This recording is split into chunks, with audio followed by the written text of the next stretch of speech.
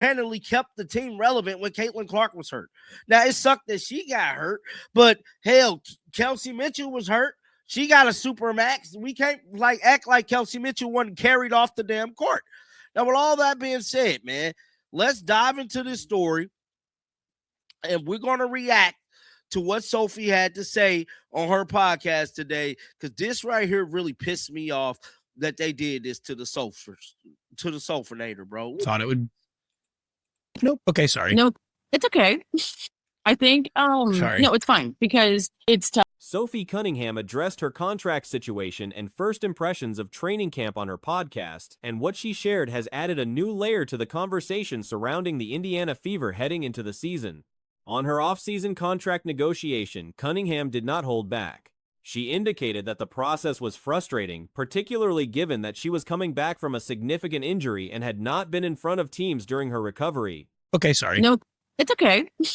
I think, sorry. No, it's fine because it's tough because I came off an injury and I haven't been in front of any teams. I had a lot going on this off season.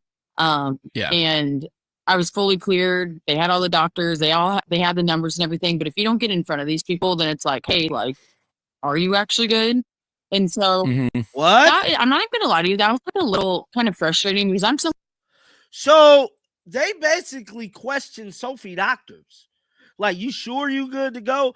It's almost like they was antagonizing. Despite being fully cleared by medical staff with documentation to back it up, she described a situation where there was still hesitation from the organization, a dynamic she found difficult to accept. She made clear that if she had any genuine doubts about her health, she would have said so, but that is not what happened. She described herself as someone who just wants to win, not someone who lets ego drive decisions.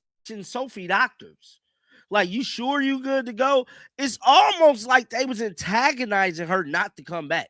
Now, I was hearing rumors last season that the Indiana Fever front office really wasn't feeling Sophie for her antics on the court, like shoving J.C. Sheldon, being the enforcer. They didn't like none of that stuff. They called it bad press. From my understanding, allegedly, that's what people told me. So, based off what I'm hearing so far with just being 25 seconds into this thing, is that they basically told her to take it or leave it. Let's finish listening, man. This is very The contract situation in her framing was less about money and more about a lack of recognition for what she brought to the team. She called it a wake-up call, not to get too comfortable, and said it lit a fire under her heading into the new year. Context matters here. They basically told her to take it or leave it. Let's finish listening, man. This is very concerning. I kind of shoot it straight where if I wasn't feeling good or I was hesitant, I think I would have said something and been honest, because I'm just in the point in my career where I just want to win. I just want to win. Dope. And so dope. I'm not going to put my ego and everything in front of things. I know it is a business, but I think I'm just wired a little differently. I don't know. I just want to win. And so it was a little weird, but you know what? I think this is a great wake-up call to not get comfortable. Cunningham was widely credited with keeping the Fever relevant during a stretch when Caitlin Clark was sidelined with injury last season. Her on-court intensity and willingness to be physical drew attention across the league, though reports suggest the front office was not entirely comfortable with that edge, specifically incidents like the J.C. Sheldon altercation, which allegedly created friction internally. Whether that contributed to the lowball offer is not confirmed, but the timing and framing of Cunningham's account on the podcast has led many to connect those dots. It's a little weird, but you know what? I think this is a great wake-up call to not get comfortable. I think it kind of lit a fire under my ass even more. At the end of the day, I'm coming back from a major, it was MCL. Totally. You know what I mean? And so totally. I feel good. I'm shooting the ball well. I'm mentally in a great spot. The Fever signed, we kind of have a new roster. And so we have Monique Billings, she is a very strong, physical, athletic four, rim runner, can grab every freaking offensive board, Despite the frustrating offseason, Cunningham was upbeat about the current roster and where the team is headed. She spoke positively about new additions, including Monique Billings, described as a strong, athletic four who can finish at the rim, and Maisha Hines-Allen, a physical post player. She expressed genuine optimism about the group's potential to be fast, shoot the ball well, and defend at a high level. Strong, physical, athletic four, rim runner, can grab every freaking offensive board, can dunk. So, we'll take that. Let's go. Yep, we signed Maisha Hines Allen. Also a very physical, great player. More of a post player, 4-5. And then honestly, we got some kind of good rookies. Like, it's exciting. I know a big name was Raven Johnson. She was with South Carolina. Mm-hmm. And sometimes for me, I'm just not really good at knowing like if people's game are like if it's going to translate well in the W. On Raven Johnson specifically, Cunningham was enthusiastic, calling her a dog, praising her defensive intensity, and describing her as a sweet teammate who has made a strong first impression. She acknowledged that the transition from college to the professional level does not always go smoothly for every player, and that some players thrive in college systems but find the jump difficult. However, she made clear that in Johnson's case, the early read is positive. I'm just not really good at knowing like if people's game are like if it's going to translate well in the W, you know? Yeah. Ooh. Now, I wonder if she's talking about Raven with the defense thing, because we all know Raven's locked down some people during her time in South Carolina. But could she be saying that Raven, like, it might not transition over? Now, they did say the same thing, like Diana Taurasi said the same thing about Caitlin Clark, but we don't know, man. But this is very, very distasteful, the way the Indiana Fever did Sophie Cunningham, bro. The way she went to bat for this basketball team. The timing of those comments is notable given what was captured on camera during day one of training camp. Whether the podcast remarks were recorded before or after that exchange is unclear, but the pointed praise for Johnson is being read by some as an attempt to shape the narrative around the situation. On the broader question of how rookies should carry themselves, Cunningham offered measured advice: be a sponge, stay in your lane, do what you do best, and do not try to be something you are not.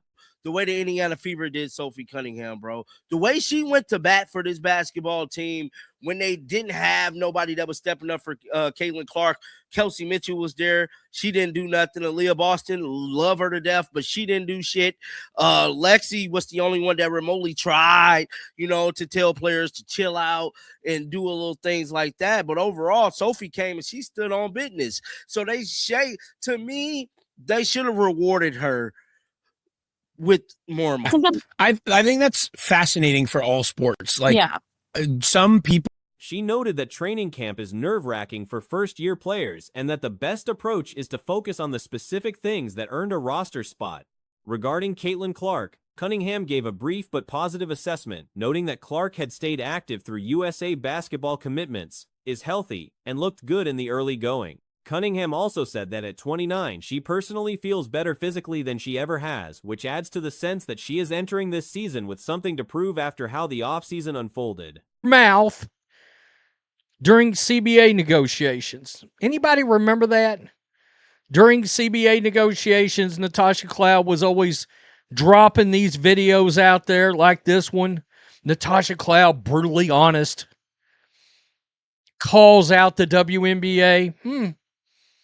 Oh, you called us out? We're the ones that's going to ultimately, no matter what, still have the pocketbook to pay you. She remains unsigned. As WNBA training camps get underway, Natasha Cloud remains one of the more notable names on the unsigned free agent list. Cloud was among the more outspoken players during the CBA negotiation period, releasing videos publicly criticizing the league's proposals and pushing back on the terms being offered to players.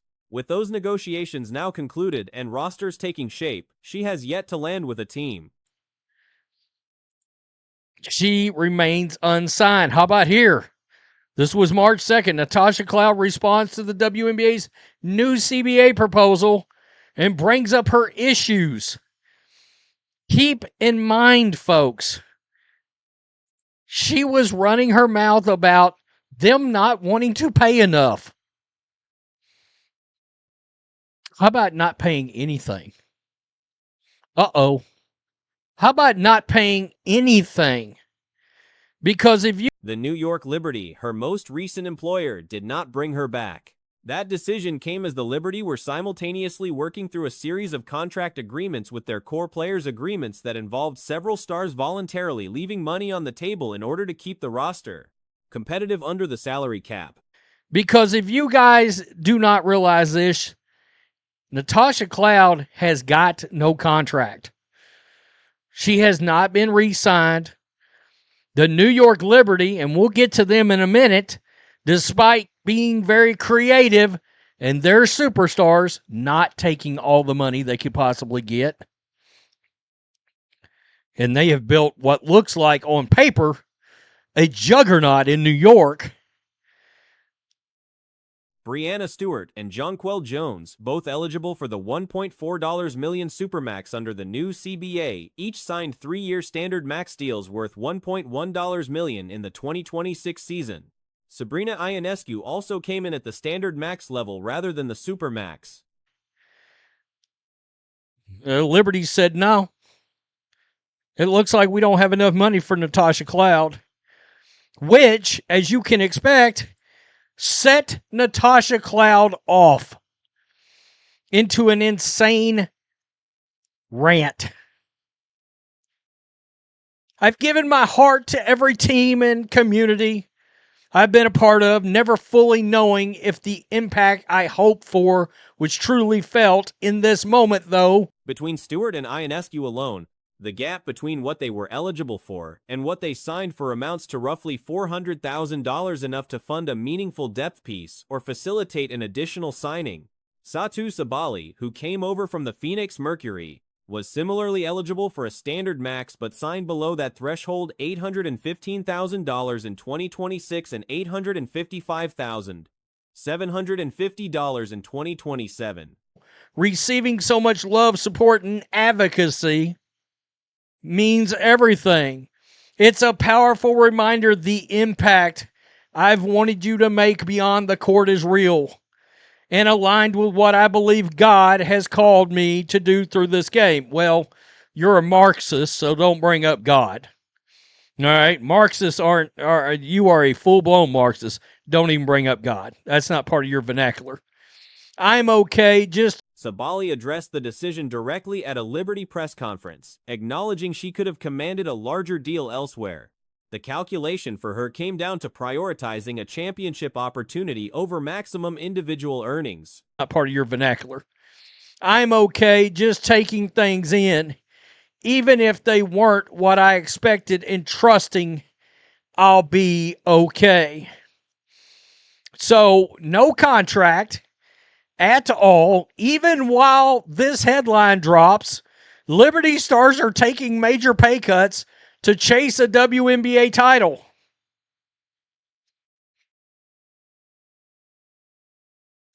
It's going to be very interesting to see, isn't it? She noted that a ring is what is missing from her resume, and that competing alongside players she trusts was worth more to her than the difference in salary.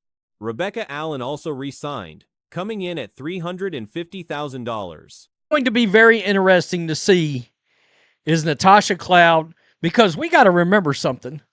Because of the CBA, training camps have started. She has no team. Now, who knows? I may drop this video and somebody might sign her. But as of right now, I saw the list of unsigned, unrestricted free agents. There's like 10 or 11 on there, and she's one of them. The collective result of those decisions is a Liberty roster that, on paper, looks like one of the stronger assemblies in the league. Multiple players with all-star and MVP credentials are operating on below-ceiling contracts, which has freed up the cap flexibility to keep a deep supporting cast together. It seems her value does not outweigh her attitude. The owners said, we remember what you said.